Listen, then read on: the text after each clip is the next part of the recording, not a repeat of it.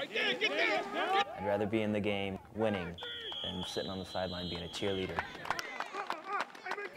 Gamekeeper's thumb is common enough that each athletic team, particularly a football team, may see one or more of these each season. I play left tackle on the offensive line. I was going out to block the lineman ahead of me, and either I had my hands placed wrong or he was just leaned over more than I'm normally blocking. Then something happened with my thumb. Still don't know what happened. When he got off the field, I asked what was going on. And he basically said, well, I sprained my thumb. I thought it was a sprain because I've had 3 other broken bones, and this didn't feel like a break. It just felt like a normal sprain. And when he came home, I didn't think it was broken. It just looked swollen. It was just tender in one spot on his thumb. When he was still very sensitive to the touch. Gamekeeper's thumb can be misdiagnosed or underdiagnosed, and sometimes just gets called a thumb sprain. And it is actually a complete injury to one of the stabilizing ligaments in the thumb, and sometimes it even needs surgery. In some cases, people who don't need surgery can be treated with a cast followed by a splint, sometimes followed by physical therapy. We just decided to wait a couple days to see if the swelling and everything would go down, and it didn't. It was pretty much the same. That's when we decided to at least have a doctor take a look at it.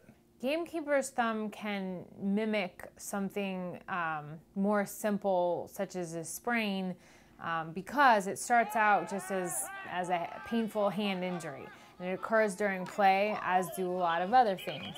The difference is that upon clinical examination, there's actually instability. Sitting on the sidelines, it's boring and makes me kind of feel useless to the team, especially with an injury, knowing that I can't get out there and help the team out and play. I have been worried about him being sidelined because it's no fun standing on the sidelines watching, not being able to participate. If this injury is not properly diagnosed or is not treated completely, it can continue to cause pain.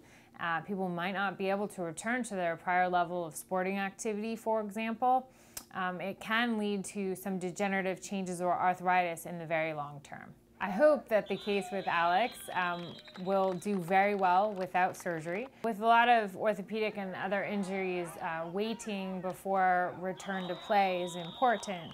And Alex and his family seem to understand that it's necessary for him to heal completely rather than returning to play early. I had never heard of this gamekeeper's thumb. Gamekeeper's thumb has a very colorful origin, at least in terms of its name. In England, the people who used to hunt rabbits were gamesmen, and they used to break the rabbit's neck in a particular way using their hands. And this left their thumb susceptible to the injury that we now know as gamekeeper's thumb. I feel for him wanting to get out and play on the field. When his first game comes in next month, I will be there. I'll be pumped, ready to smack someone around. That's what I've been missing.